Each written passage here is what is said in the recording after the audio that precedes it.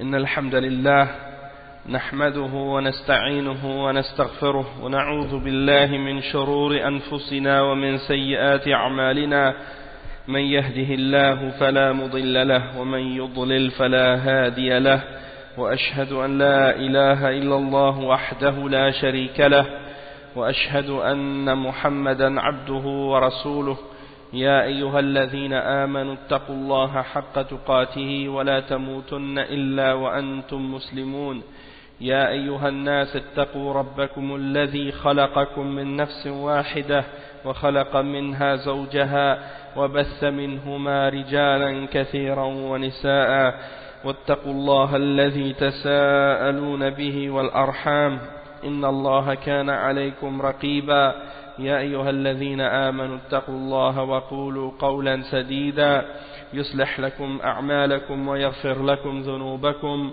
ومن يطع الله ورسوله فقد فاز فوزا عظيما أما بعد إن خير الكلام كلام الله وخير الهدي هدي محمد صلى الله عليه وسلم وإن شر الأمور محدثاتها وكل محدثة بدعة وكل بدعة ضلالة وكل ضلالة في النار أما بعد. Donc aujourd'hui on va commencer Inch'Allah un premier cours dans les cours de tafsir du Coran. Et le tafsir qu'on va lire ensemble aujourd'hui, c'est le tafsir de Surat Fatir, qui est la Surat 35 dans l'ordre du Coran. Et donc on va profiter du fait que justement on est dans le mois du Ramadan pour, Inch'Allah, lire le Coran et lire son interprétation et son explication, puisque c'est le mois du Coran. C'est le mois dans lequel le Coran a été révélé, et donc c'est bien de donner dans ce mois beaucoup d'importance au Coran. Donc Inch'Allah, on espère que qu'est-ce qu'on va lire ensemble aujourd'hui, ce sera bénéfique pour nous et qu'on en profitera au maximum, Inch'Allah, puis que ce sera écrit pour nous dans notre livre et qu'on en verra le poids dans la balance au jour de la résurrection parmi les choses qui vont faire peser notre balance en bonne action. Donc, premièrement, Surat Fatir, on le traduit par le Créateur. Surat Fatir, c'est Surat le Créateur. Et c'est une Surat qui a été révélée à Mecca. C'est une Surat qui est Makkiya. Donc, on va commencer donc par réciter en arabe la première partie, disons, du verset 1 à 11, Inch'Allah. Puis ce sont les versets qu'on va expliquer aujourd'hui. Donc le cours d'aujourd'hui se limitera à l'explication du verset 1 à 11. Et comme j'ai mentionné dans le message que j'ai envoyé par rapport au cours, le cours va être on va utiliser comme référence pour le cours deux tafsirs en fait.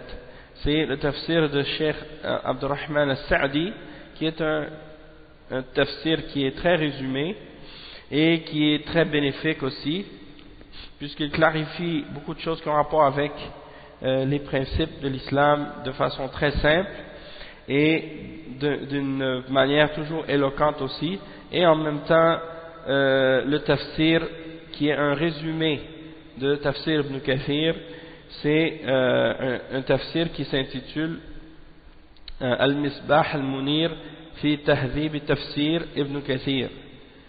C'est donc un résumé de Tafsir Ibn Kathir préparé par plusieurs d'entre les ulama, mais sous la supervision du Cheikh Safiur Rahman Al-Mubarakfuri.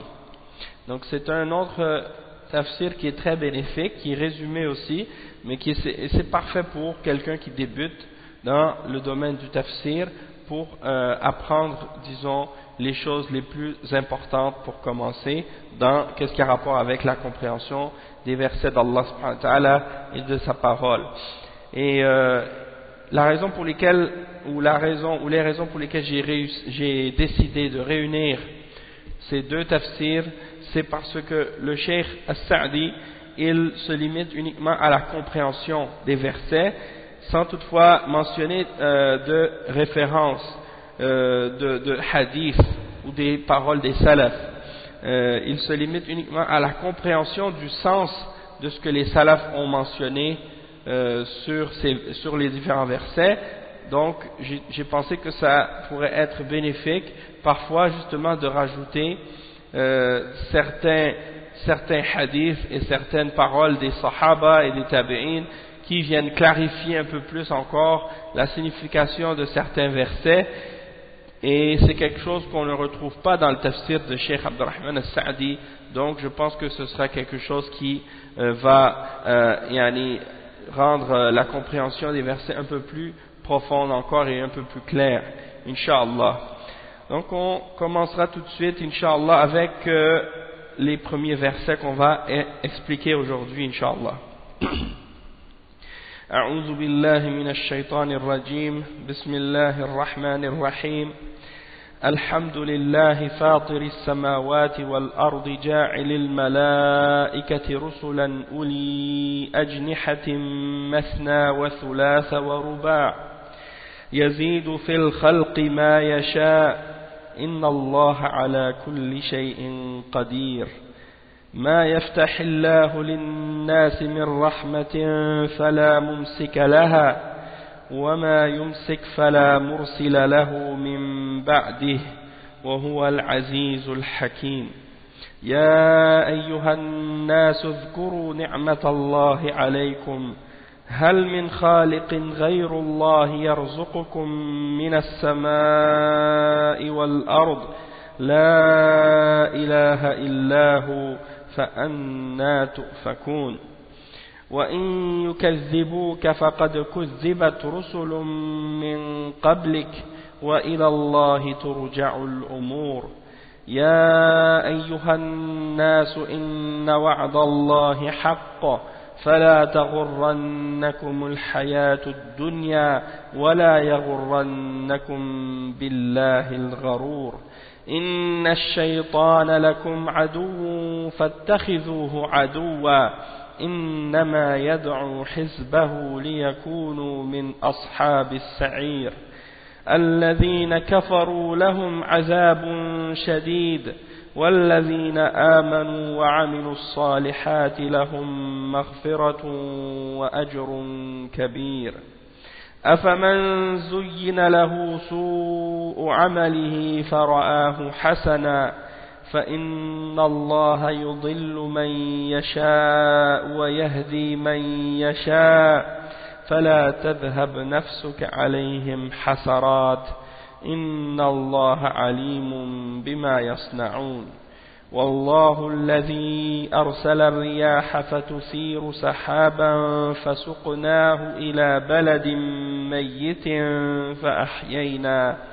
فأحيينا به الأرض بعد موتها كذلك النشور من كان يريد العزة فلله العزة جميعا إليه يصعد الكلم الطيب والعمل الصالح يرفعه والذين يمكرون السيئات لهم عذاب شديد ومكر أولئك هو يبور والله خلقكم من تراب ثم من نطفة ثم جعلكم أزواجا وما تحمل من أنثى ولا تضع إلا بعلمه وما يعمر من معمر ولا ينقص من عمره إلا في كتاب إن ذلك على الله يسير. Donc ça c'est les versets de 1 à 11. Maintenant on va lire la traduction de ces versets. Donc Bismillahirrahmanirrahim, louange à Allah, créateur des cieux et de la terre, qui a fait des anges des messagers dotés de 2, 3 ou 4 ailes. Il ajoute à la création ce qu'il veut, car Allah est omnipotent. Ce qu'Allah accorde en miséricorde aux gens, il n'est personne à pouvoir le retenir. Et ce qu'il retient, il n'est personne à le relâcher après lui. C'est lui le puissant, le sage. ô homme, rappelez-vous le bienfait d'Allah sur vous. Existe-t-il en dehors d'Allah un créateur qui du ciel et de la terre vous attribue votre subsistance, point de divinité à part lui? Comment pouvez-vous vous détourner de cette vérité? Et s'ils te traitent de menteur, certes ils ont traité de menteur des messagers avant toi. Vers Allah cependant, tout est ramené. Ô homme, la promesse d'Allah est vérité. Ne laisse pas la vie présente vous tromper, ne laissez pas la vie présente vous tromper, et que le grand trompeur, Shaitan, ne vous trompe pas à propos d'Allah. Le diable est pour vous un ennemi, prenez-le donc pour ennemi. Il ne fait qu'appeler ses partisans pour qu'ils soient des gens de la fournaise. Ceux qui ont mécru auront un dur châtiment, tandis que ceux qui croient et accomplissent les bonnes œuvres auront un pardon et une grosse récompense. Et quoi? Celui à qui on a enjolivé sa mauvaise action au point qu'il la voit belle, mais Allah égare qui il veut et guide qui il veut. Que ton âme ne se répande donc pas en regret pour eux. Allah est parfaitement savant de ce qu'il fabrique. Et c'est Allah qui envoie les vents qui soulèvent un nuage que nous poussons ensuite vers une contrée morte. Puis nous redonnons la vie à la terre après sa mort. C'est ainsi que se fera la résurrection. Quiconque veut la puissance, qu'il la cherche auprès d'Allah, car la puissance tout entière est à Allah. Vers lui monte la bonne parole et il élève haut la bonne action. Quant à ceux qui complotent de mauvaises actions, ils auront un dur châtiment. Cependant, leur stratagème est voué à l'échec. Et Allah vous a créé de terre, puis d'une goutte de sperme. Il vous a ensuite établi en couple. Nulle femelle ne porte ni ne met bas sans qu'il le sache, et aucune existence n'est prolongée ou abrégée, sans que cela soit consigné dans un livre. Cela est vraiment facile pour Allah. Donc ça c'est la traduction qui est faite des différents versets, ou bien plutôt de la signification de ces versets-là, et c'est une explication vraiment résumée. C'est une explication vraiment résumée de ce que signifient ces versets-là.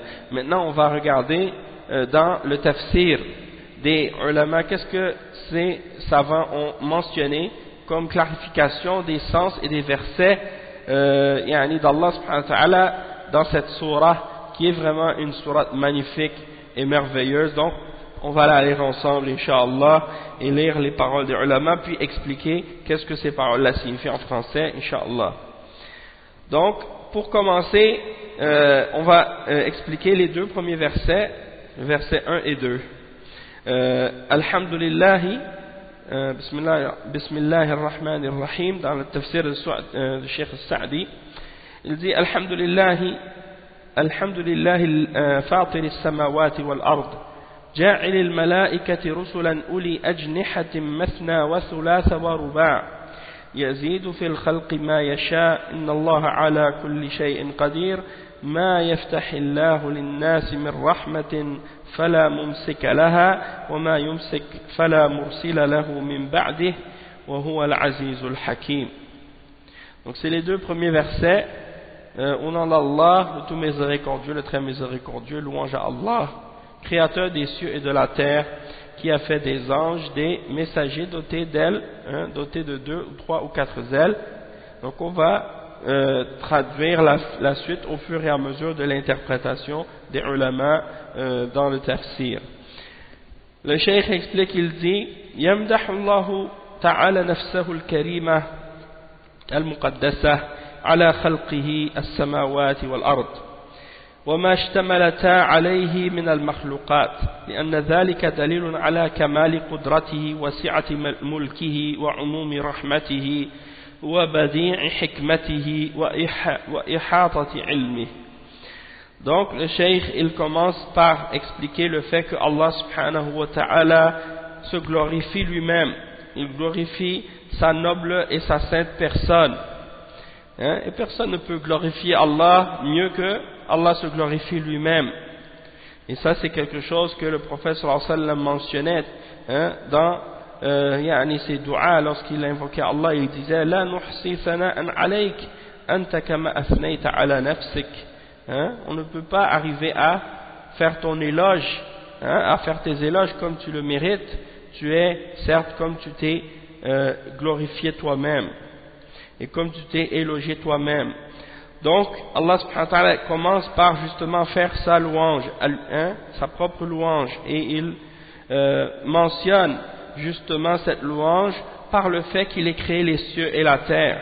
Donc c'est parmi les choses qui font en sorte qu'il mérite de la gloire et de sa louange, c'est justement le fait qu'il ait créé les cieux et la terre. Et tout ça, ça implique et ça comprend également tout ce qu'elle contient comme création, tout ce que les cieux et la terre comprennent comme création également, et tout ce qui est à l'intérieur donc des cieux et de la terre. Et il y a dans ça une preuve de la perfection d'Allah subhanahu wa ta'ala dans sa toute-puissance, de la largesse de son royaume, de la grandeur et de la généralité de sa miséricorde, de la perfection également de sa sagesse et de sa science qui englobe et qui enveloppe toutes choses. Donc toutes ces choses-là méritent ou font en sorte que Allah subhanahu wa ta'ala mérite cette louange et cette gloire. Ensuite, le cheikh dit وَلَمَّا ذَكَرَ الْخَلْقِ ذَكَرَ بَعْدَهُ مَا يَتَضَمَّنُ الْأَمْرِ وهو أنه جاعل الملائكة رسلا في تدبير أوامره القدرية ووسائط بينه وبين خلقه في تبليغ أوامره الدينية، وفي ذكره أنه جعل الملائكة رسلا ولم يستثن منهم أحدا دليلا على كمال طاعتهم لربهم وانقيادهم لأمره، كما قال تعالى لا يعصون الله ما أمرهم ويفعلون ما يؤمرون. Donc le cheikh il explique que lorsque Allah subhanahu wa ta'ala a commencé par mentionner la création, c'est-à-dire la création des cieux et de la terre, il a mentionné par la suite qu'est-ce qui comprend également son ordre, parce qu'Allah subhanahu wa ta'ala il mentionne dans un autre verset, il dit ala lahul khalq wal amr, c'est à lui qu'appartient la création et l'ordre ou le commandement. Donc il a expliqué qu'est-ce qui a rapport avec sa création. Maintenant il parle de qu'est-ce qui a rapport avec son ordre, c'est-à-dire qu'il a fait des anges des messagers, et parmi ces messagers là il y en a qui sont chargés donc de transmettre et de gérer ses ordres dans sa création, et également de transmettre son commandement, parce que ces anges-là sont des intermédiaires entre les hommes, entre la création et Allah subhanahu wa ta'ala dans la transmission de ses ordres et de ses commandements religieux, puisqu'il envoie pour transmettre le message des anges à ses messagers parmi les êtres humains, parmi les prophètes, pour par la suite que ces messagers-là nous transmettent ses commandements et ses ordres par leur intermédiaire. Donc c'est dans ce sens-là que le cheikh explique qu'il représente l'ordre d'Allah subhanahu wa ta'ala. Et dans le fait de mentionner que Allah subhanahu wa ta'ala a fait de ses anges des messagers, il n'a exclu aucun d'entre eux.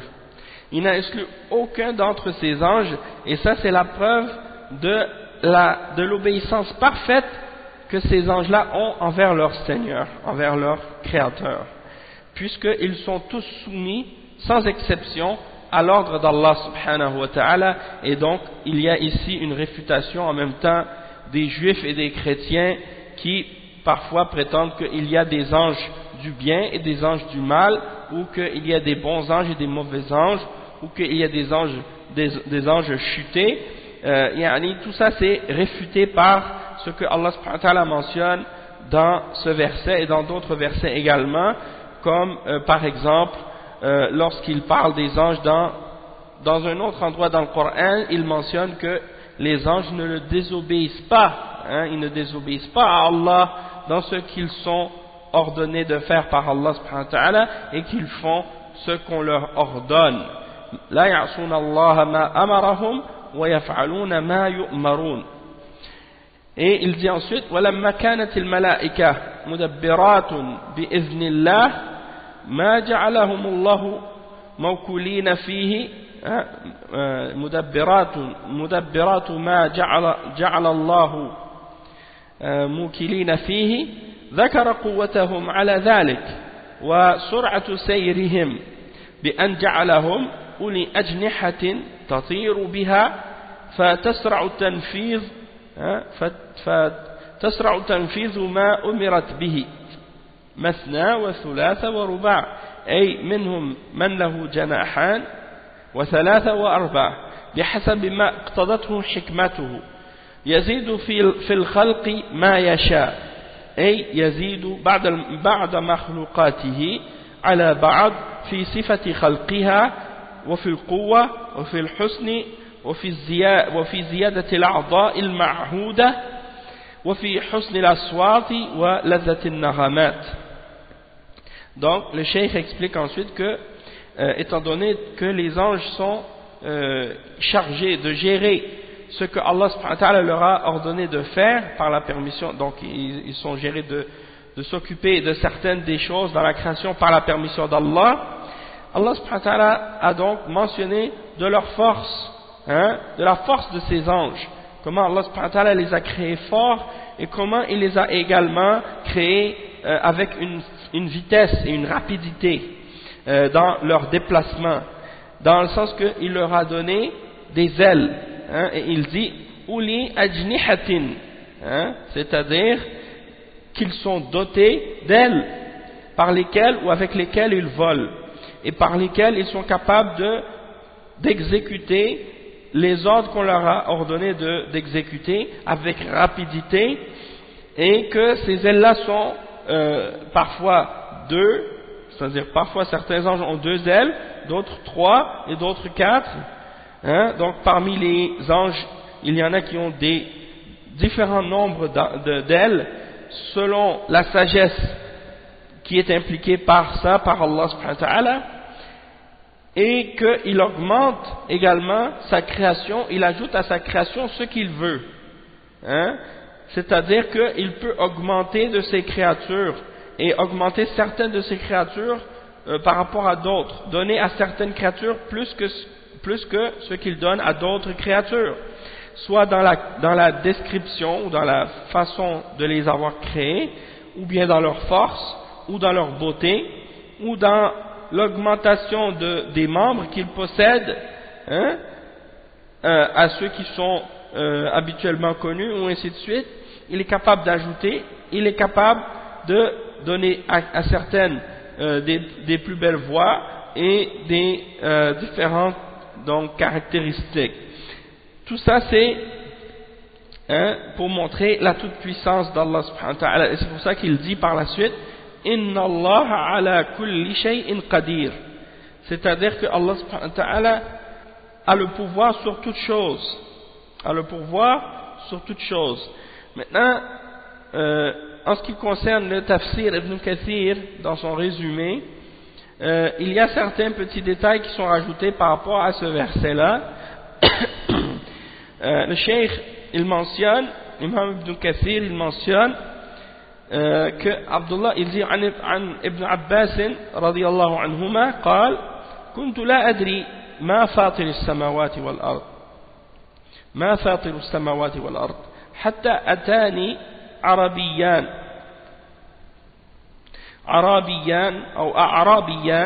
يختصمان في بئر فقال أحدهما لصاحبه أنا فطرتها أي بدأتها. Donc ça c'est une parole au sujet du titre de cette sourate, et c'est rapporté selon Ibn Abbas radiyallahu anhuma qui dit je ne savais pas ce que signifiait Fatir as-samawati wal ard jusqu'à ce que me viennent deux Arabes, deux Bédouins qui se disputaient au sujet d'un puits, et l'un dit à l'autre je l'ai fabriqué, je l'ai créé, c'est moi qui l'a creusé, c'est moi qui l'a débuté. Et donc à partir de ce moment-là, Abdullah ibn Abbas explique que c'est ça qui l'a fait comprendre la signification du terme Fatir, puisque on sait que les Arabes qui vivaient à l'époque dans le désert sont ceux qui parlaient l'arabe pur. Les gens disaient que l'arabe, c'est les gens du désert qui le parlent le mieux, puisque leur arabe hein, et il est pur. Et c'est pour cette raison-là que les nobles de Quraysh, lorsqu'ils avaient des enfants, ils les envoyaient au désert pour justement prendre de l'air du désert, puis en même temps pour apprendre l'arabe, hein, des Bédouins, puisque c'était eux qui avaient le meilleur arabe, hein, contrairement à qu'est-ce qui s'est produit par la suite. On sait qu'avec le temps, eh bien, l'arabe s'est mélangé avec des mots de d'autres langues et que l'arabe s'est détérioré avec le temps, hein. C'est pour cette raison-là que les premiers savants de la langue allaient dans le désert justement avec les Bédouins pour apprendre l'arabe et par la suite ils revenaient et ils ont écrit par la suite les règles de grammaire justement pour pouvoir préserver la langue pour qu'elle ne se détériore pas, parce que on sait que l'arabe c'est qu'est-ce qui en fait nous permet de comprendre le Coran et de comprendre la Sunna. Donc on a besoin de la langue arabe pour comprendre l'islam. Et donc il a compris que la signification du mot fatir c'est le créateur, celui qui a créé quelque chose, hein, sans précédent, celui qui a créé quelque chose à partir de rien. Et Abdullah ibn Abbas justement s'est rapporté aussi qu'il a dit قال ابن عباس رضي الله عنهما أيضا فاطر السماوات والأرض أي بديع السماوات والأرض, hein, celui qui a innové ou qui a créé les cieux et la terre à partir de, hein, alors qu'il n'avait pas de modèle précédent. Donc ça c'est une autre signification du terme fatir. Et ici également قال الضحاك وكل شيء في القرآن فاطر السماوات والأرض فهو خالق السماوات والأرض. Donc Ad-Dahhak, un des tabi'in, il explique que tout ce qui est mentionné dans le Coran comme étant ou bien comme toute parole qui mentionne le créateur, le fatir des cieux et de la terre, c'est-à-dire que c'est le créateur des cieux et de la terre. C'est-à-dire que le mot fatir signifie khaliq, c'est-à-dire le créateur. Ensuite, lorsqu'il dit وَقَوْلُهُ تَعَالَى جَاعِلِ الْمَلَائِكَةِ رُسُلًا أي بَيْنَهُ وَبَيْنَ أَنْبِيَائِهِ. Donc il a fait des anges des messagers, c'est-à-dire des messagers entre lui et ses prophètes. أُولِي أَجْنِحَةٍ أَيْ يَطِيرُونَ بِهَا لِيُبَلِّغُوا مَا أُمِرُوا بِهِ سَرِيعًا. Donc ils sont dotés d'ailes pour pouvoir voler vers les tâches qu'on leur a assignées, pour qu'ils puissent également transmettre ce qui leur a été ordonné de transmettre rapidement. Masna wa thulatha wa ruba', c'est-à-dire ils sont dotés d'ailes, soit 2, 3 ou 4, c'est-à-dire le cheikh il dit ay minhum man lahu janahan wa minhum man lahu thalatha wa minhum man lahu arba'a wa minhum man lahu akthar min dhalik. كما جاء في الحديث أن رسول الله صلى الله عليه وسلم رأى جبريل عليه السلام ليلة الإسراء وله 600 جناح بين كل جناحين كما بين المشرق والمغرب ولهذا قال جل وعلا يزيد في الخلق ما يشاء إن الله على كل شيء قدير. قال السدي يزيد في الأجنحة وخلقهم ما يشاء. Donc le cheikh explique ensuite que parmi les anges, donc il y en a qui ont deux anges, d'autres qui ont 3, et certains ont 4, et parmi les anges il y en a d'autres qui en ont plus que ça encore, comme c'est rapporté dans le hadith que le messager d'Allah sallallahu alayhi wa sallam a vu Jibril alayhi salam la nuit de l'ascension nocturne, hein, Al-Isra, et il a dit à propos de Jibril qu'il avait 600 ailes. Entre chacune de ces ailes, il y a la distance qu'il y a entre l'Orient et l'Occident. Hein? Donc ça veut dire que, comme c'est mentionné dans d'autres narrations aussi, qu'avec un aile, il couvre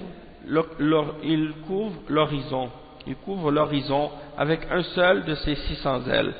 Hein? Donc, imaginez la grandeur de Jibril alayhi salam. Et c'est pour ça que Allah subhanahu wa ta'ala dit, il augmente la création comme il veut. Il ajoute à la création comme il veut. Donc, il peut ajouter le nombre d'ailes qu'il veut aux anges.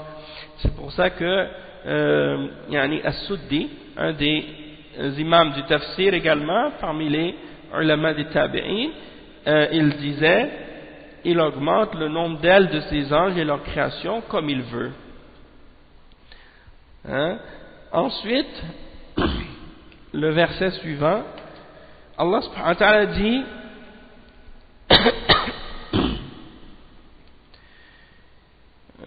oui ثم ذكر انفراده تعالى بالتدبير والعطاء والمنع فقال ما يفتح الله للناس من رحمة فلا ممسك لها وما يمسك من رحمته عنهم فلا مرسل له من بعده فهذا يوجب التعلق بالله والافتقار إليه من جميع الوجوه وأن لا يدعى إلا هو ولا يخاف ولا يرجى إلا هو وهو العزيز الذي قهر الأشياء كلها الحكيم الذي يضع الأشياء مواضعها وينزلها منازلها.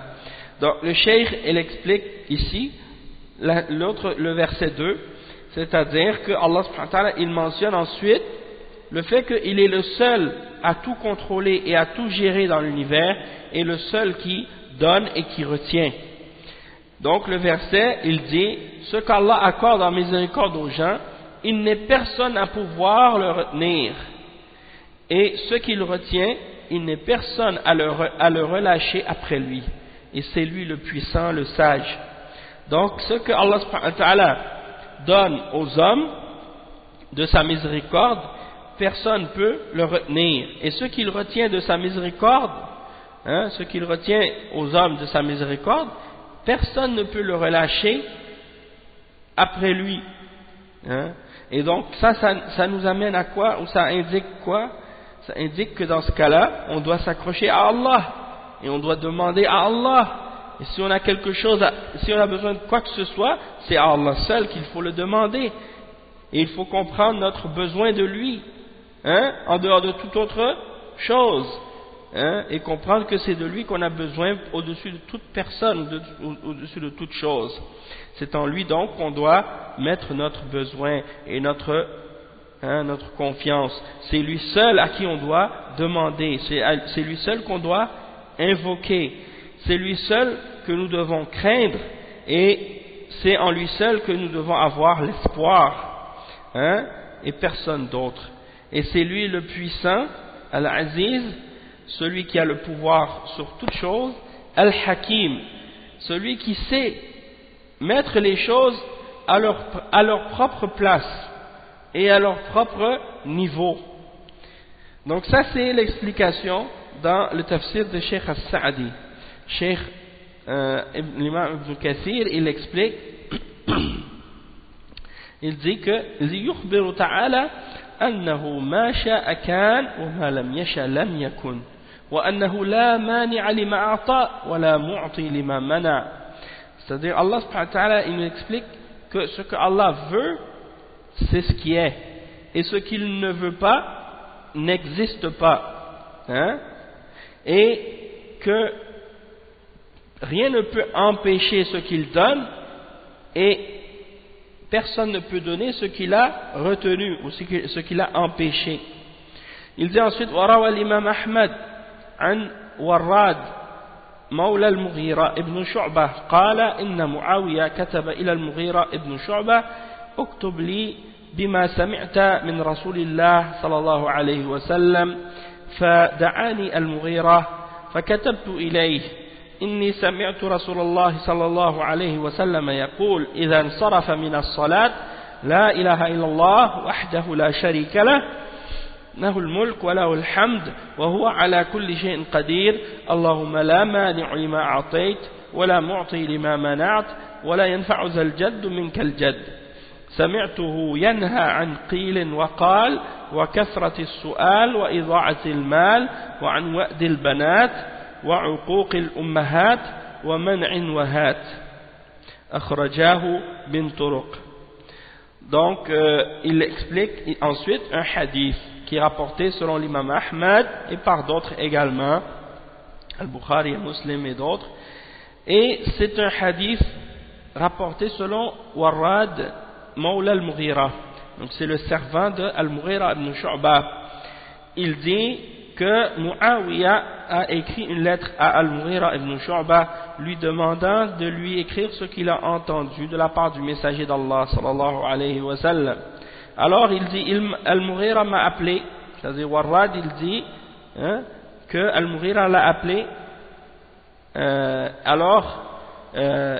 il a écrit pour lui qu'est-ce qu'il a entendu du messager d'Allah sallallahu alayhi wa sallam. Warrad a écrit pour envoyer la lettre donc à Muawiyah pour lui répondre dans sa demande. Il dit, j'ai entendu du messager d'Allah sallallahu alayhi wa sallam lorsqu'il terminait sa prière qu'il disait La ilaha illallah wahdahu la sharika lah. Rien ne mérite d'être adoré, lui seul, et il n'a pas de partenaire. Lahul mulk wa lahul hamd. C'est à lui seul qu'appartient le royaume, et c'est à lui seul qu'appartient la louange. Wa huwa ala kulli shay'in qadir, et il a le pouvoir sur toute chose. Oh Allah, personne ne peut retenir ce que tu as donné, ni donner ce que tu as retenu, et la richesse de celui qui est riche ne peut lui profiter devant Allah subhanahu wa ta'ala. Wala yanfa'u zal jadd minkal jadd. La richesse, c'est de toi qu'elle vient, c'est-à-dire elle vient d'Allah. Et donc c'est pas la richesse qui peut profiter à la personne qui est riche auprès d'Allah subhanahu wa ta'ala, mais uniquement, comme on sait, c'est uniquement les bonnes œuvres. Et il dit, j'ai entendu également qu'il interdisait de rapporter toutes les paroles, qu'est-ce qui a été dit, un tel a dit telle chose et l'autre a dit telle chose, al-qil wal-qal, et de poser trop de questions, kasratus su'al, et de gaspiller l'argent, ida'atul mal, et également d'enterrer les filles vivantes, comme les gens le faisaient dans la jahiliya, de même que de désobéir aux mères, d'être désobéissant envers nos mères, et également de retenir lorsqu'on a un droit à donner, et de demander de demander aux gens de nous donner quelque chose. Donc il interdisait ces choses-là, et tout ça, ça a été rapporté, donc comme on a dit, par Al-Bukhari et Muslim, et par l'imam Ahmad également. Il dit وثبت في صحيح مسلم عن أبي سعيد الخدري رضي الله عنه قال أن رسول الله صلى الله عليه وسلم كان إذا رفع رأسه من الركوع يقول سمع الله لمن حمده ربنا لك الحمد ملء السماوات والأرض وملء ما شئت من شيء بعد اللهم أهل الثناء والمجد وأحق ما قال العبد وكلنا لك عبد اللهم لا مانع لما أعطيت ولا معطي لما منعت ولا ينفع ذا الجد منك الجد. وهذه الآية كقوله تبارك وتعالى إن يمسسك الله بضر فلا كاشف له إلا هو وإن يردك بخير فلا راد لفضله ولها نظائره كثيرة. Donc il dit, et dans ce verset également, il mentionne également par rapport à ce verset le hadith qui est rapporté dans Sahih Muslim selon Abi Sa'id al-Khudri radiyallahu anhu, que le messager d'Allah sallallahu alayhi wa sallam, lorsqu'il relevait sa tête du ruku', c'est-à-dire de l'inclinaison, il disait Sami Allahu liman hamidah, ou Allah exauce celui qui t'a glorifié, ou entend celui qui t'a glorifié. Oh Allah, notre Seigneur, c'est à toi qu'appartient la louange, et elle remplit les cieux et la terre, et elle remplit ce que tu veux également après cela.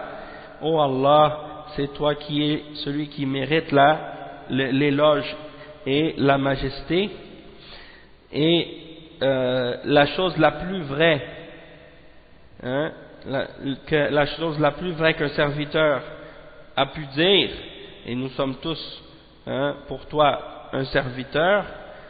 Oh Allah, personne ne peut retenir ce que tu as donné et personne ne peut donner ce que tu as retenu, et la richesse du riche ne peut le profiter auprès de toi.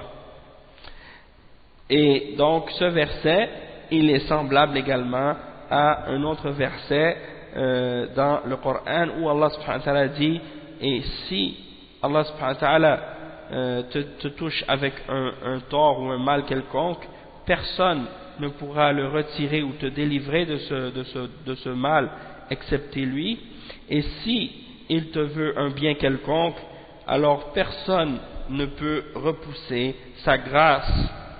Et il y a des versets semblables qui sont très nombreux dans le Coran. Et donc ça nous amène à quoi? Ça nous amène à mettre notre confiance en Allah subhanahu wa ta'ala et non pas en quoi que ce soit en dehors d'Allah. De savoir que tout ce qui nous arrive de bien, c'est uniquement d'Allah que ça vient, et tout ce qui peut nous toucher de mal, ça peut uniquement venir d'Allah subhanahu wa ta'ala, et donc de mettre notre confiance en Allah subhanahu wa ta'ala. Ensuite, le verset qui suit, Ya ayyuhan nas uzkuru ni'matallahi alaykum hal min khaliqin ghayrullahi yarzuqukum minas samai wal ard la ilaha illahu فأنا تؤفكون وإن يكذبوك فقد كذبت رسل من قبلك وإلى الله ترجع الأمور. Ici, le cheikh il explique ces versets. Ô vous les hommes, ô hommes, rappelez-vous les bienfaits d'Allah sur vous. Existe-t-il en dehors d'Allah un créateur qui du ciel et de la terre vous attribue votre subsistance? La ilaha illahu, point de divinité à part lui. Comment pouvez-vous vous détourner de cette vérité?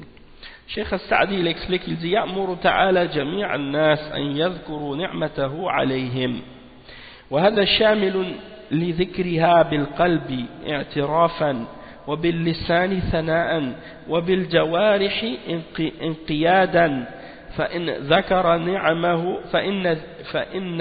ذكر نعمه تعالى داع لشكره ثم نبههم على أصول النعم وهي الخلق والرزق فقال هل من خالق غير الله يرزقكم من السماء والأرض ولما كان من المعلوم أنه ليس أحد يخلق ويرزق إلا الله نتج من ذلك أن كان ذلك دليلا على ألوهيته وعبوديته ولهذا قال لا إله إلا هو فأنا تؤفكون أي تصرفون عن عبادة الخالق تصرفون عن عبادة الخالق الرازق لعبادة المخلوق المرزوق. Donc le cheikh il explique, il dit que Allah subhanahu wa ta'ala ordonne à tous les hommes qu'ils se souviennent de ses grâces sur eux, à tous les hommes, les croyants et les non-croyants, parce que ils sont tous dans la grâce d'Allah subhanahu wa ta'ala. Et donc quand on mentionne le fait de se souvenir de ces grâces-là, ça comprend de se souvenir de ces grâces-là par le cœur en les reconnaissant, de se souvenir de ces grâces par la langue en faisant le remerciement et l'éloge d'Allah subhanahu wa ta'ala pour ces grâces, et ça comprend également le fait de se souvenir de ces grâces par notre corps, c'est-à-dire en se soumettant à ses commandements et à ses ordres. Et le fait de mentionner les grâces d'Allah subhanahu wa ta'ala, ça nous amène justement à être reconnaissant envers lui, et à le remercier justement.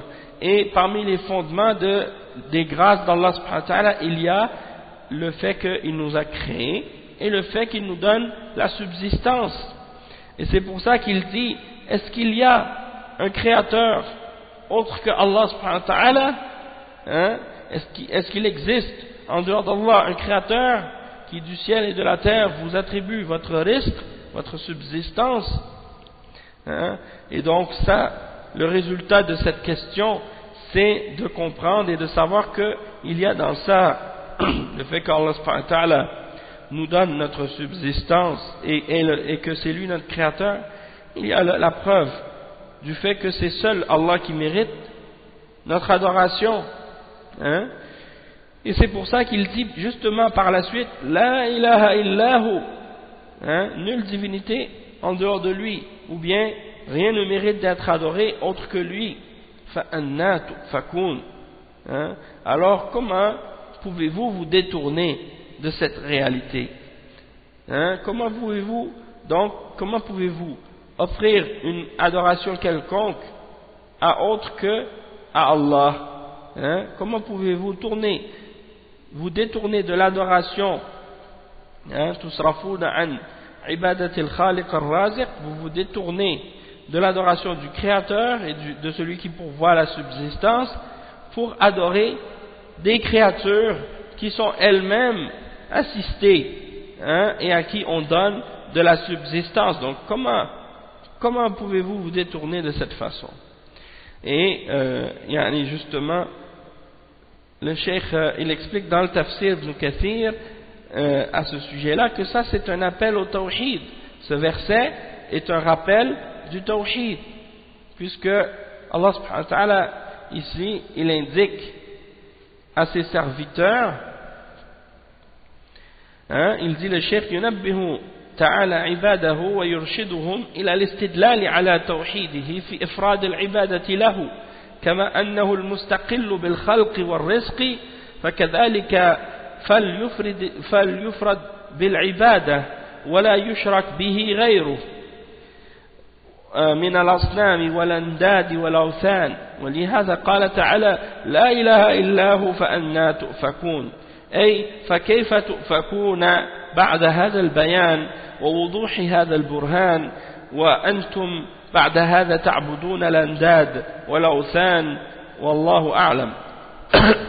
Donc le cheikh il dit, Allah subhanahu wa ta'ala il indique par ce verset à ses serviteurs et il les oriente et il leur donne la preuve de l'ordre d'établir son tawhid, les preuves par rapport à son tawhid, c'est-à-dire à son unicité, et au sujet du fait qu'il doit être adoré en exclusivité, hein, et que c'est lui seul qui mérite d'être adoré, du fait qu'il est le seul à donner la subsistance et à créer. Donc, étant donné qu'il est le seul à créer et à donner la subsistance, eh bien, il doit également être celui qui est adoré exclusivement, et personne d'autre que lui ne doit être adoré, et il n'a aucun partenaire qui pourrait mériter quoi que ce soit de son adoration parmi les idoles, parmi les seigneurs et les égaux qu'on donne à Allah subhanahu wa ta'ala, parmi les mushrikins, hein? Et également parmi toutes les choses qui sont adorées en dehors d'Allah, hein? Les idoles, ça comprend également qu'est-ce que les gens adorent à notre époque, parmi les gens qui adorent les saints, les tombes, hein? Et qui leur offrent des sortes d'adoration. Donc ça aussi c'est compris dans qu'est-ce qu'on appelle les idoles et les asnam et les awthan et ainsi de suite. Tout ça sont des choses, hein, qui font partie si on les adore, qui font partie du shirk. Et c'est pour ça que Allah subhanahu wa ta'ala, juste après, il dit rien ne mérite d'être adoré excepté lui. Alors comment pouvez-vous vous détourner? Comment vous pouvez vous détourner du tawhid, de l'adoration d'Allah seul, alors que vous savez que c'est Allah seul qui est votre créateur et celui qui vous donne le risque? Donc après une telle preuve, une preuve si claire, eh bien comment pouvez-vous continuer malgré tout à adorer des idoles et à adorer des statues, hein? Donc ça c'est qu'est-ce qui est établi et prouvé par ce verset, c'est at-tawhid, l'unicité d'Allah subhanahu wa ta'ala dans l'adoration. Et ensuite Allah subhanahu wa ta'ala il dit وَإِن يُكَذِّبُوكَ فَقَدْ كُذِّبَتْ رُسُلٌ مِّن قَبْلِكَ وَإِلَى اللَّهِ تُرْجَعُ الْأُمُورُ. C'est-à-dire, et si on te traite de menteur, certes on a traité des messagers de menteurs avant toi, vers Allah cependant tout est ramené. Cheikh As-Sa'di il dit وَإِن يُكَذِّبُوكَ أَيُّهَا الرَّسُولُ فلك أسوة بمن قبلك من المرسلين فقد كذبت رسل من قبلك فأهلك المكذبون ونجى الله الرسل وأتباعهم وإلى الله ترجع الأمور. Donc, si on te traite de menteur, ô toi le messager, c'est-à-dire le prophète Mohammed sallallahu alayhi wa sallam, sache qu'il y a pour toi, dans l'exemple des messagers qui ont été envoyés auparavant, un modèle à suivre pour toi. Parce que eux aussi, parmi ces messagers-là, ils ont été traités de menteurs avant toi. Et Allah subhanahu wa ta'ala a fait périr ceux qui ont traité de menteurs les messagers, et il a sauvé les messagers et ceux qui les ont suivis. Et c'est vers Allah que toute chose est ramenée. Wa ila Allahi turja'ul umur. Dans le tafsir Ibn Kathir, le cheikh dit يقول تبارك وتعالى وإن يكذبوك يا محمد هؤلاء المشركون بالله ويخالفوك فيما جئتهم به من التوحيد فلك في من سلف قبلك من الرسل أسوة فإنهم كذلك جاءوا قومهم بالبينات وأمروهم بالتوحيد فكذبوهم وخالفوهم وإلى الله ترجع الأمور أي سيجزيهم على ذلك أوفر الجزاء. ثم قال تعالى. Donc ici le cheikh il explique dans le résumé de Tafsir Ibn Kathir, il dit que Allah subhanahu wa ta'ala il mentionne dans ce verset que s'il te traite de menteur au Muhammad, si ces mushrikoun qui ont fait le shirk avec Allah, ils te traitent de menteur et ils te contredisent dans ce que tu leur as ramené du tawhid, alors sache qu'il y a pour toi un salaf, il y a dans ceux qui t'ont précédé parmi les messagers un bon exemple,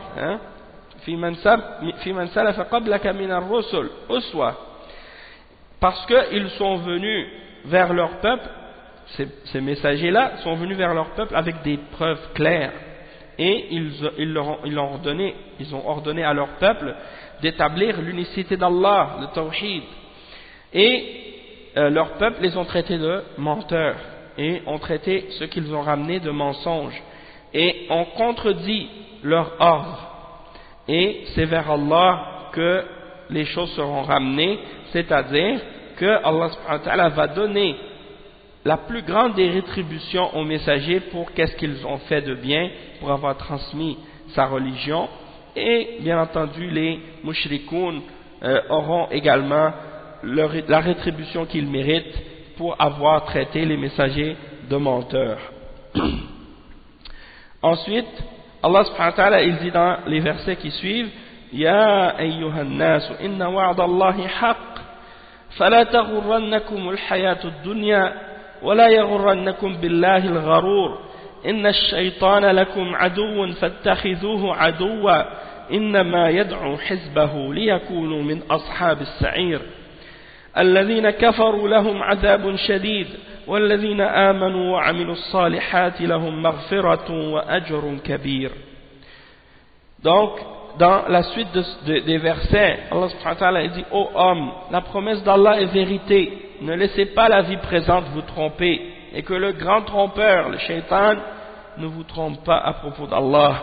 Le diable est pour vous un ennemi, alors prenez-le donc pour ennemi. Il ne fait qu'appeler ses partisans pour qu'ils soient des gens de la fournaise. Le Cheikh Al-Sa'di, il explique ce verset-là en disant: يقول تعالى يا أيها الناس إن وعد الله حق إن وعد الله بالبعث والجزاء على الأعمال حق أي لا شك فيه ولا مرية ولا تردد قد دلت على ذلك الأدلة السمعية والبراهين العقلية فإذا كان وعده حقا فتهيئوا له وبادروا أوقاتكم الشريفة بالأعمال الصالحة ولا يقطعكم عن ذلك قاطع. Donc le cheikh il explique, il dit, Allah subhanahu wa ta'ala il dit: oh vous les hommes, la promesse d'Allah elle est véridique, c'est-à-dire la promesse de la résurrection et de la rétribution pour les œuvres, elle est véridique, elle est vérité. Alors, il n'y a pas de doute à son sujet, et il n'y a pas non plus d'hésitation. Et cette résurrection et ce retour, il a été établi et prouvé par des preuves de la révélation et par des preuves évidentes également, même dans la raison, et des preuves rationnelles à son sujet. Donc, étant donné que sa promesse, elle est véridique, alors prépare-toi et précipite-toi vers le fait de bien profiter de ton temps et d'utiliser ton temps qui est noble à faire des bonnes œuvres, hein, et ne laisse rien te couper justement de la bonne utilisation de ce temps-là. فَلَا تَغُرَّنَّكُمُ الْحَيَاةُ الدُّنْيَا, ne te laisse pas tromper par la vie d'ici-bas, بِلَذَّاتِهَا وَشَهَوَاتِهَا وَمَطَالِبِهَا النَّفِيسَةِ ومطالبها النفسية فتلهيكم عما خلقتم له ولا يغرنكم بالله الغرور الذي هو الشيطان الذي هو عدوكم في الحقيقة فاتخذوه عدوا أي لتكن منكم عداوته على بال ولا تهملوا محاربته كل وقت فإنه يراكم وأنتم لا ترونه وهو دائما لكم بالمرصاد. Le cheikh, il explique, il dit, ne laisse pas donc cette vie d'ici-bas te tromper avec ses plaisirs, avec ses désirs, avec ses exigences, les choses que l'âme exige. Et ne la laissez pas non plus vous distraire de ce que vous avez, de ce pourquoi vous avez été créé, c'est-à-dire l'adoration d'Allah, hein? Et ne laissez pas le grand trompeur vous tromper à propos d'Allah, c'est-à-dire le shaitan, hein? Al-Gharour. C'est certes votre réel ennemi, il est pour vous certes un vrai ennemi. Alors prenez-le comme tel, prenez-le comme ennemi, hein, pour que vous sachiez que son animosité doit toujours rester présente dans votre esprit, savoir qu'il est toujours prêt contre vous, à vous faire à faire ce qui va vous amener du tort et vous amener à ce qui est mauvais pour vous. Alors ne soyez pas négligents dans la guerre que vous lui portez à chaque instant, parce que sachez qu'il vous voit alors que vous ne le voyez pas, et qu'il est toujours aux aguets, hein, en train de vous surveiller pour vous faire tomber. إنما يدعو حزبه ليكونوا من أصحاب السعير هذا غايته ومقصوده في من تبعه أن يهان غاية الإهانة بالعذاب الشديد. Donc il ne fait qu'appeler son parti pour qu'ils soient des compagnons de l'enfer. Bien entendu, il ne leur dit pas ça, hein, quand il les appelle. Mais c'est ça le but, c'est ça l'objectif. Hein, c'est vers ça que ceux qui le suivent s'en vont. Pour qu'ils soient humiliés, à la limite de l'humiliation, et qu'ils soient placés dans le plus dur des châtiments par la suite. Hein, et bien entendu, ces gens-là, ils ne prennent pas ça en considération lorsqu'ils suivent le shaitan. Ils cherchent l'honneur, mais leur conclusion sera l'humiliation. Le cheikh, il explique dans Tafsir ibn Kathir, il dit Ya ayyuhan nas, inna wa'da Allahi haqq, ay al-ma'ad, ka'inun la mahala, fala taghurrannakum al-hayatu ad-dunya, ay al-'ishatu ad-dani'ah. بالنسبة إلى ما أعد الله لأوليائه وأتباع رسله من الخير العظيم لا تتلهوا عن ذلك الباقي بهذه الزهرة الفانية. Donc le cheikh il explique, il dit que oh vous les hommes, la promesse d'Allah est vérité, c'est-à-dire la résurrection, elle va se produire, et ça il n'y a pas de hein, il n'y a pas de doute, il n'y a pas de choix, c'est quelque chose qui va se produire. Alors ne vous laissez pas tenter ou tromper par la vie d'ici-bas, c'est-à-dire cette vie qui est basse, hein, et qui est éphémère et qui n'a pas de valeur par rapport à ce que Allah a préparé pour ses serviteurs rapprochés et pour ceux qui suivent ses messagers, hein, de tous les grandes et bonnes choses qui sont préparées pour eux. Donc cette vie d'ici-bas, elle n'a aucune valeur par rapport à ce qui les attend. Alors ne vous laissez pas distraire par cette vie d'ici-bas qui est comme une rose éphémère pour laisser de côté ce qui est éternel après la mort et qui va, hein, être le paradis qui a été préparé pour les croyants.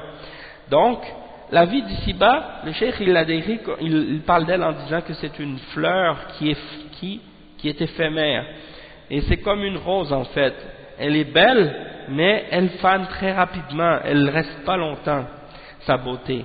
Et donc, si quelqu'un s'attache à ça, eh bien, il est perdant, parce que c'est quelque chose qui est éphémère, qui ne va pas durer.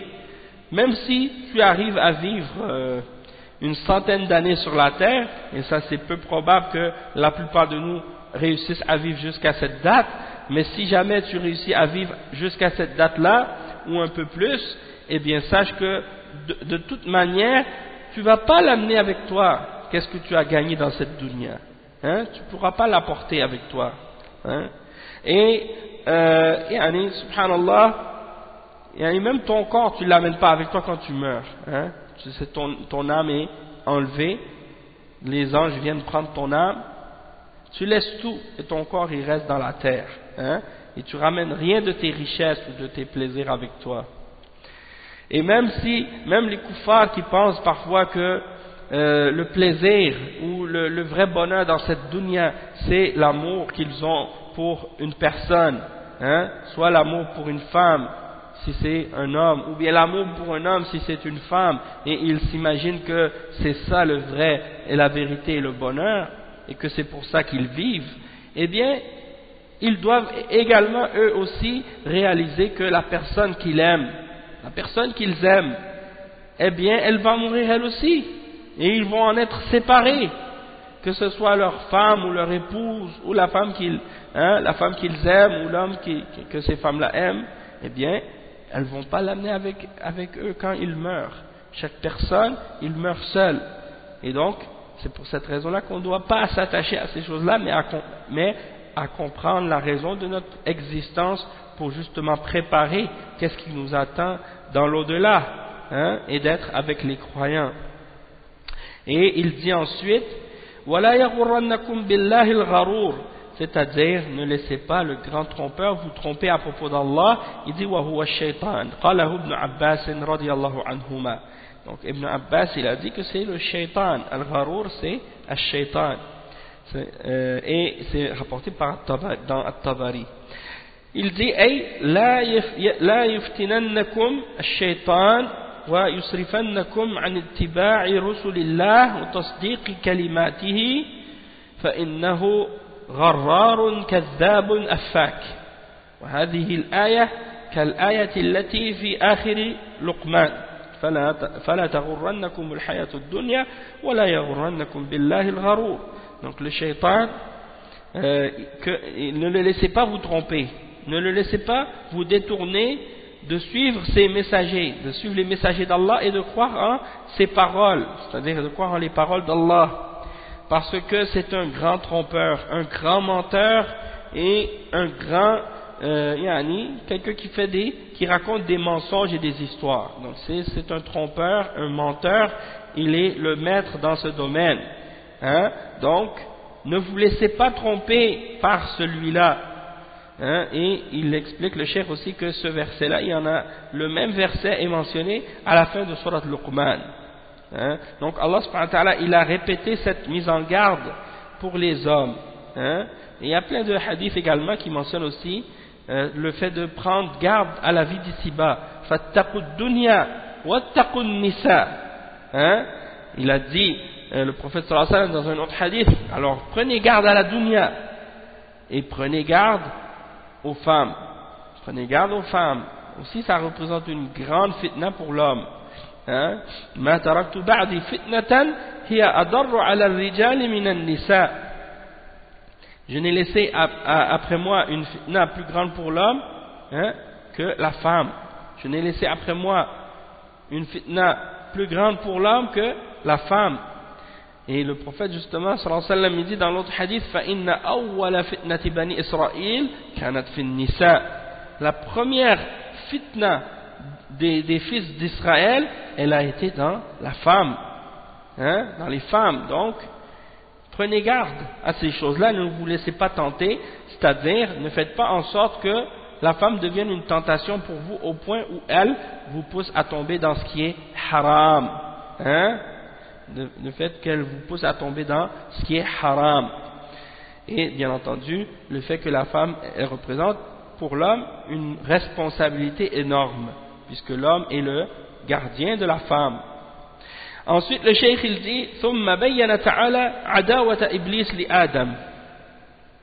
عداوة إبليس لآدم فقال إن الشيطان لكم عدو فاتخذوه عدوا أي هو مبارز لكم بالعداوة فعادوه أنتم أشد العداوة وخالفوه وكذبوه فيما يغركم به. إنما يدعو حزبه ليكونوا من أصحاب السعير أي إنما يقصد أن يضلكم حتى تدخلوا معه إلى عذاب السعير فهذا هو العدو المبين. نسأل الله القوي العزيز أن يجعلنا أعداء الشيطان وأن يرزقنا اتباع كتاب الله والاقتفاء بطريق رسوله إنه على ما يشاء قدير وبالإجابة جدير. هذه كقوله تعالى وإذ قلنا للملائكة اسجدوا لآدم فسجدوا إلا إبليس كان من الجن ففسق عن أمر ربه أفتتخذونه وذريته أولياء من دوني وهم لكم عدو بئس للظالمين بدلا. Donc le cheikh explique qu'ensuite Allah subhanahu wa ta'ala explique, il mentionne la haine de Iblis pour les fils d'Adam et il dit que le shaitan est pour vous certes un ennemi, alors prenez-le comme ennemi, certes prenez-le comme ennemi, et il dit donc que le shaitan il est disposé à vous déclarer la guerre et qu'il vous tient une animosité énorme, de la plus grande animosité. Donc vous également de votre côté, eh bien ayez cette animosité-là envers lui aussi, de la plus sévère des animosités possibles, et contredisez ses ordres et démentez-le dans ce qu'il essaie de vous tromper. Il ne fait que chercher à appeler son parti pour qu'ils soient des compagnons de la fournaise, as-sa'ir, c'est-à-dire de l'enfer. Donc c'est uniquement son objectif et son but, c'est de vous égarer pour que vous rentriez avec lui dans le châtiment de l'enfer. Et c'est pour ça qu'il est pour vous un ennemi évident. Et on demande à Allah, le fort, le puissant, de faire de nous des ennemis du shaitan et qu'il nous donne de sa subsistance et qu'il nous permette de suivre son livre et de suivre la voie de son messager. Il a le pouvoir sur toute chose et il est celui qui exauce l'invocation. Et il dit qu'il y a des versets semblables dans le Coran, comme le verset 50 dans Surat Al-Kahf, que le cheikh a mentionné justement, le verset 50 qui dit « Et lorsque nous dîmes aux anges, prosternez-vous devant Adam, et ils se prosternèrent excepté Iblis, qui était du nombre des djinns, et qui se révolta contre le commandement de son Seigneur. » Donc ça c'est la preuve que Iblis, la'anahullah, il fait partie des djinns et non pas des anges. Il était parmi les anges, mais il n'était pas un ange, il n'était pas du nombre des anges. Et lorsque Allah subhanahu wa ta'ala a ordonné aux anges de se prosterner, lui a refusé de se prosterner. Donc, donc Allah dit qu'il était du nombre des djinns et qu'il se révolta contre le commandement de son Seigneur. Allez-vous cependant le prendre ainsi que sa descendance pour allié? Donc Allah subhanahu wa ta'ala nous pose la question. Allez-vous cependant le prendre ainsi que sa descendance pour allié en dehors de moi, alors qu'ils vous sont ennemis? Quel mauvais échange pour les injustes. Et en dehors de ce que le cheikh a mentionné, il y a plusieurs autres versets aussi dans le Coran qui mentionnent le même point, du fait que le shaitan essaie d'égarer les hommes avec tout ce qu'il peut comme moyen. Le verset 36 à 42 dans Surat Al-Hijr, Allah subhanahu wa ta'ala, il dit قال فاخرج منها, il s'adresse au shaitan et il dit قال فاخرج منها فإنك رجيم وإن عليك اللعنة إلى يوم الدين قال رب فانظرني إلى يوم يبعثون قال فإنك من المنظرين إلى يوم الوقت المعلوم قال رب بما أغويتني لأزينن لهم في الأرض ولا أغوينهم أجمعين إلا عبادك منهم المخلصين قال هذا صراط علي مستقيم إن عبادي ليس لك عليهم سلطان إلا من اتبعك من الغاوين وإن جهنم لموعدهم أجمعين. Il dit, ô Seigneur, donne-moi un délai, parce que Allah subhanahu wa ta'ala dit, et Allah dit, sors de là du paradis, car te voilà banni, et malédiction sur toi jusqu'au jour de la rétribution. Il dit, ô mon Seigneur, donne-moi donc un délai, jusqu'au jour où les gens seront ressuscités.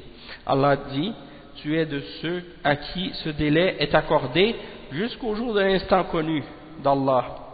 Il dit, ô mon Seigneur, parce que tu m'as induit en erreur, parce qu'il refuse de reconnaître son tort. Donc il dit, parce que tu m'as induit en erreur, eh bien je leur enjoliverai la vie sur terre et les égarerai tous, à l'exception parmi eux de tes serviteurs élus. Donc il a promis qu'il allait nous enjoliver la vie sur terre, et qu'il allait tous nous égarer, à l'exception parmi eux de tes serviteurs élus. Allah dit, voici une voie droite qui mène vers moi. Sur mes serviteurs tu n'auras aucune autorité, excepté sur celui qui te suivra parmi les dévoyés. Et également le verset dans Surat Al-A'raf, le verset 15 à 18, où Allah subhanahu wa ta'ala dit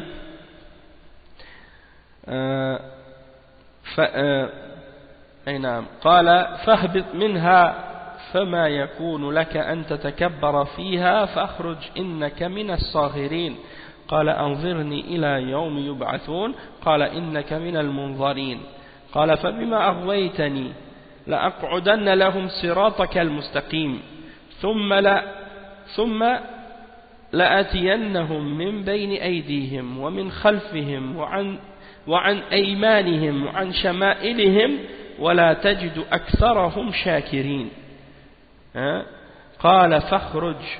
قال اخرج منها مذءوما مدحورا لمن تبعك منهم لأملأن جهنم منكم أجمعين.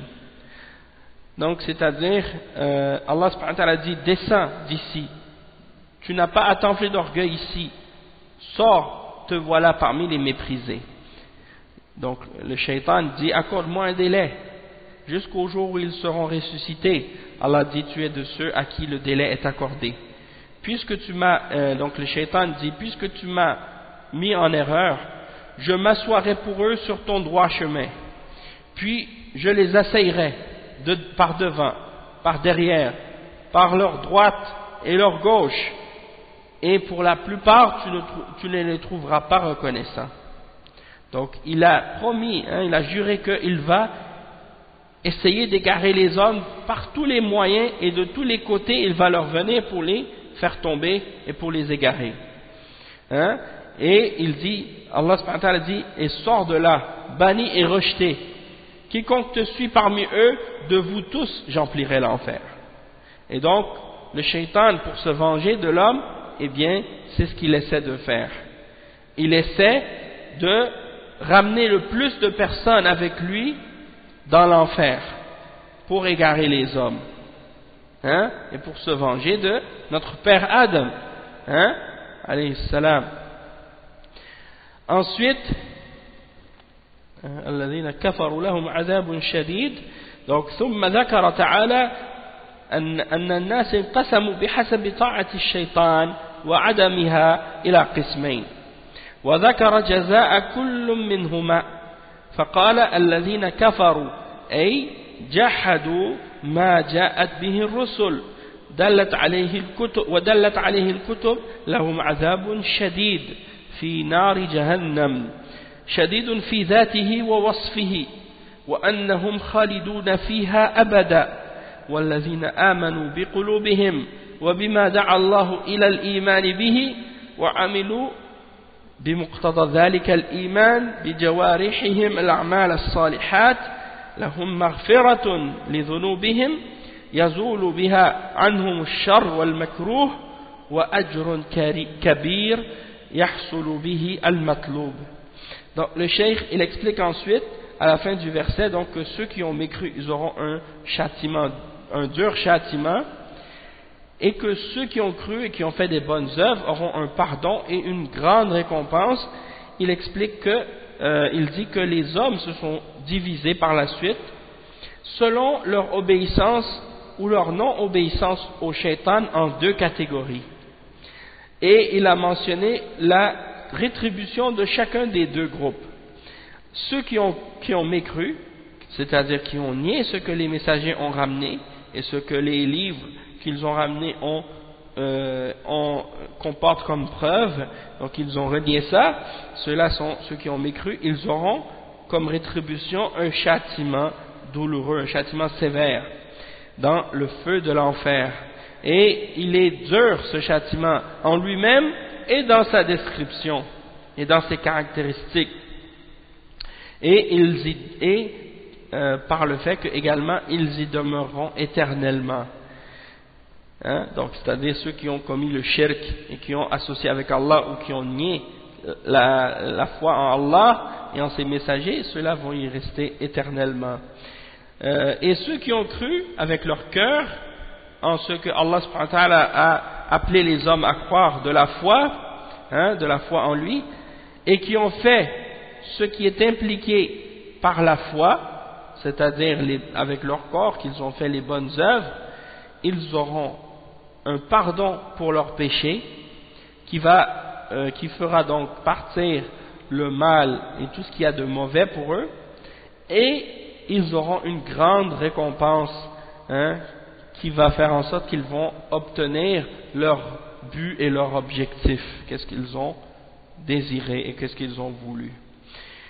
Et le cheikh explique ça, ensuite il dit, le cheikh dans Tafsir Ibn Kathir, il dit وَلِذَلِكَ ذكر تعالى أن أتباع إبليس مسيرهم إلى السعير، وذكر بعد ذلك أن الذين كفروا لهم عذاب شديد لأنهم أطاعوا الشيطان وعصوا الرحمن، وأن الذين آمنوا بالله ورسله وعملوا الصالحات لهم مغفرة أي لما كان منهم من ذنب وأجر كبير على ما عملوه من خير.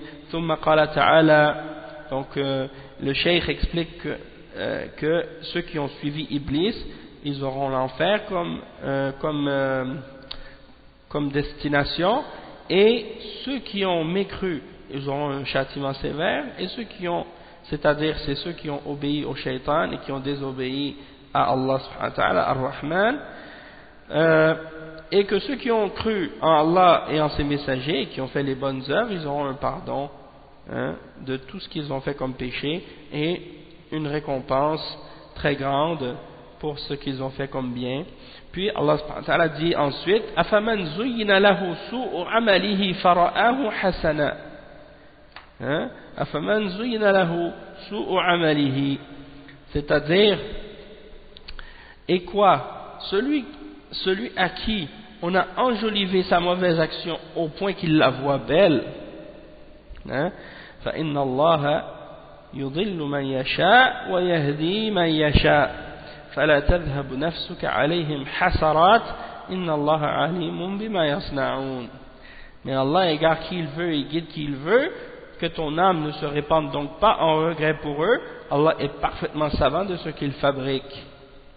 C'est-à-dire, le cheikh il dit, يقول تعالى أفمن زين عمله السيء القبيح زينه له الشيطان وحسنه في عينه فرآه حسنا أي كمن هداه الله إلى الصراط المستقيم والدين القويم فهل يستوي هذا وهذا فالأول عمل السيء ورأى الحق باطلا والباطل حقا والثاني عمل الحسن ورأى الحق حقا والباطل باطلا. Donc le cheikh il explique que Allah subhanahu wa ta'ala il dit, est-ce que celui à qui Allah a est-ce que celui pour qui on a enjolivé l'action mauvaise qu'il fait, l'action qui est laide, le shaitan lui a rendu belle, lui a embelli, alors à un tel point qu'il l'a vue comme étant bonne, Donc est-ce que celui-là est comparable à celui que Allah a guidé au droit chemin et à la religion de la droiture? Est-ce que celui-là est égal à l'autre? Le premier, celui qui a fait du bien, le premier, celui qui a agi, qui a fait du mal, et il voit la vérité comme étant le faux, et il voit le faux comme étant le bien. Est-ce que celui-là est comparable au deuxième, c'est-à-dire celui qui a fait le bien, qui voit la vérité comme étant vérité, et le faux comme étant faux? Est-ce qu'on peut comparer ces deux-là?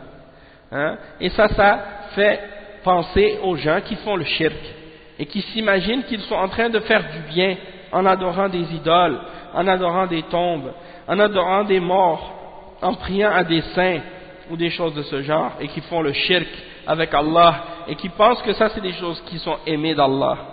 Donc ça c'est le shaitan qui leur a embelli ça. La même chose pour ceux qui font des bid'ah dans la religion, et qui font des innovations. Donc ils font des bid'ah, et ils s'imaginent que ce sont des bonnes choses. Et même que certains d'entre ces gens de bid'ah vont même jusqu'à dire que c'est des bid'ah hasana. Donc ça c'est le shaitan qui leur a rendu hasana. C'est le shaitan qui a embelli ces bid'ah pour eux, pour qu'ils les voient comme étant hasana. Mais en réalité ce ne sont pas des choses qui sont hasana, ce ne sont pas des choses qui sont bonnes. Ça c'est le shaitan qui les a égarés pour qu'ils pensent que ce soit des bonnes bid'ah. Parce que toutes les bid'ah sont des égarements. Kullu bid'atin dalalah wa kullu dalalatin fin nar. Comme le prophète sallallahu alayhi wa sallam l'a dit.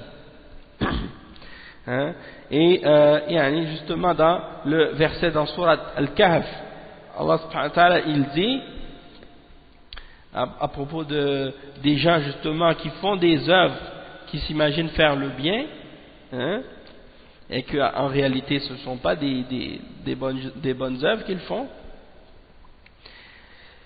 Et il dit قل هل ننبئكم بالأخسرين أعمالا الذين ضل سعيهم في الحياة الدنيا وهم يحسبون أنهم يحسنون صنعا. Voulez-vous qu'on vous informe des plus grands perdants en œuvre, ceux qui ont gaspillé leurs efforts dans la vie d'ici-bas alors qu'ils s'imaginaient faire le bien. Et le cheikh ensuite il dit ولكن الهداية والإضلال بيد الله تعالى فإن الله يضل من يشاء ويهدي من يشاء فلا تذهب نفسك عليهم حسرات على الضالين الذين زين لهم سوء أعمالهم وصدهم الشيطان عن الحق حسرات فلا تذهب نفسك عليهم حسرات فليس عليك إلا البلاغ وليس عليك من هداهم شيء والله هو الذي يجازيهم بأعمالهم إن الله عليم بما يصنعون. Donc c'est le cheikh il dit que sachez que la guidance et l'égarement sont entre les mains d'Allah et que Allah il guide qui il veut, il égare qui il veut et il guide qui il veut. Alors ne laisse pas ton âme se répandre pour eux en regret. Allah est parfaitement savant de ce qu'il fabrique.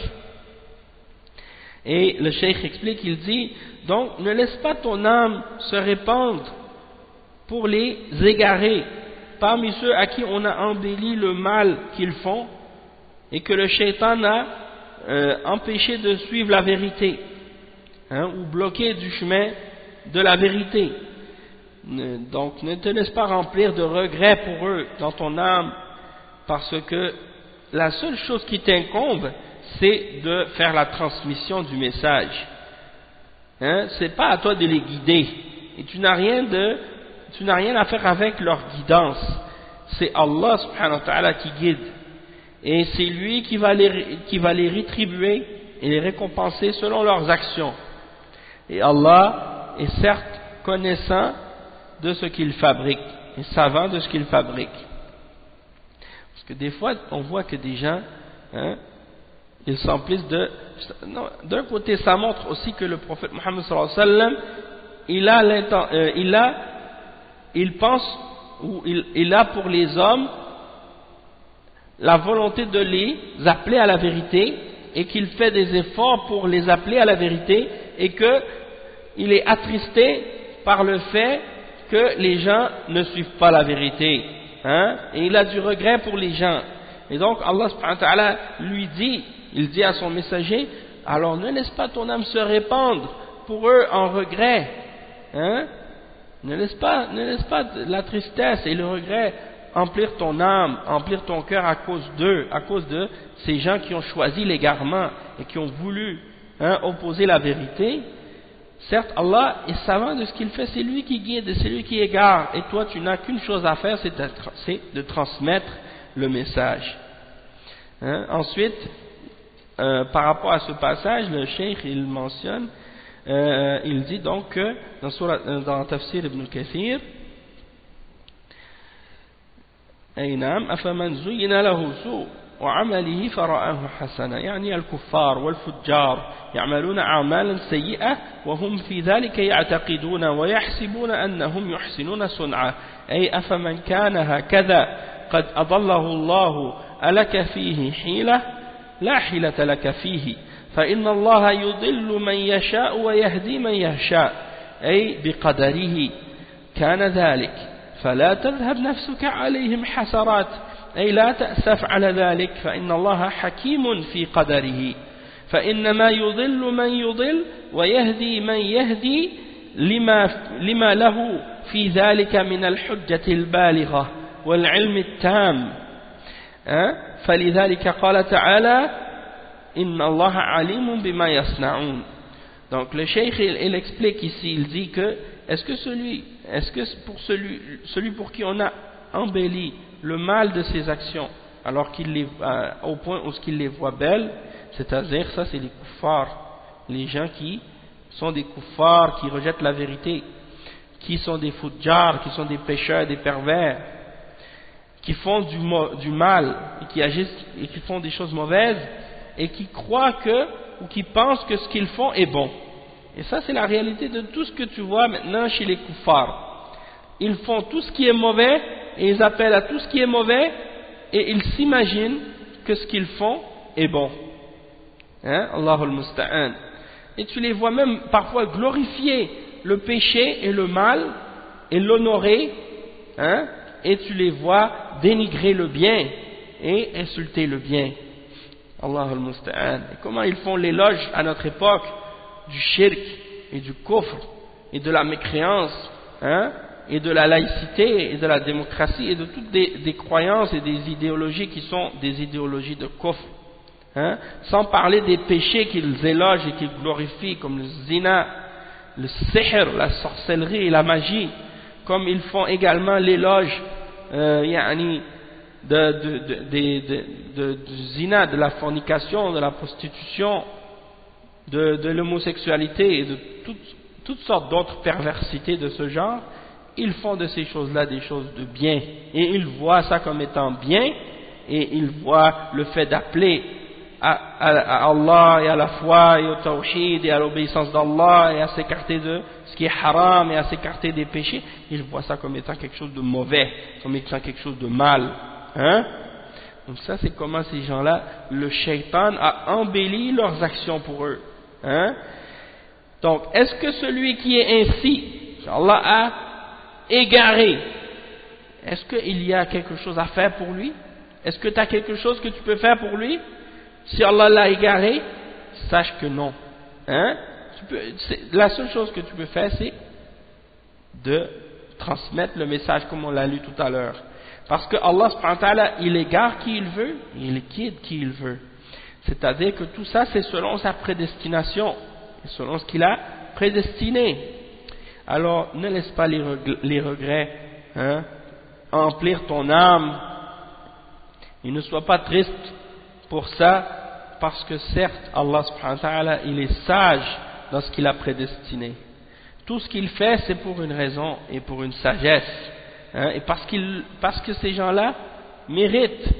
Donc, si quelqu'un a été égaré, Allah a égaré celui qu'il a égaré, et il a guidé celui qu'il a guidé, eh bien, sachez que c'est parce qu'il a une preuve évidente et claire, et une science parfaite et complète à ce sujet-là. Et c'est pour ça que Allah subhanahu wa ta'ala dit ensuite, Inna Allah alimun bima yasna'un. Allah subhanahu wa ta'ala est certes connaissant de ce qu'ils font, et de ce qu'ils fabriquent, comme il le mentionne. Ensuite, le verset 9, et là je vois que le temps commence à se faire un peu court, malheureusement, mais on a presque fini, Inch'Allah. On va essayer d'arriver au point où on avait calculé d'arriver, sinon on fera ce qu'on peut, Inch'Allah, sinon on arrêtera au verset 11. Donc, ensuite, Allah subhanahu wa ta'ala dit, Wallahu alladhi arsala riyaha fatuthiru sahaban fasuqnahu ila baladin mayyitin fa ahyayna. D'accord, donc je pense que qu'est-ce qu'on va faire? On va s'arrêter au verset 9, puisque il est déjà ça fait déjà 1h30 le cours. Donc si on continue maintenant, ça va être long. Et là, on rentre dans un autre point où Allah subhanahu wa ta'ala nous parle maintenant d'un autre aspect de la foi. Inch'Allah, on va s'arrêter donc ici et on va compléter ça demain, Inch'Allah, la suite. Donc on n'a pas fait jusqu'au verset 11, on va faire jusqu'au verset 9. Et à l'avenir, eh bien, on va laisser la détermination du cours ouvert sans désigner nécessairement à l'avance le nombre de versets qu'on doit lire en premier, puisque on voit qu'aujourd'hui, par rapport à qu'est-ce qui se passe dans le dars, parfois ça peut prendre plus de temps, ça peut être plus court, ça peut être plus long selon les versets. Donc pour éviter de planifier incorrectement les cours, on va laisser ça ouvert à chaque cours pour Inch'Allah s'arrêter là où on arrive lorsque le temps nous arrête, Inch'Allah. Donc on est arrivé dans le tafsir ici. الذين كفروا لهم عذاب شديد, ça on l'a lu. Ok, donc on est arrivé ici au verset 9. Et là, donc on va mettre une petite indication ici dans le livre.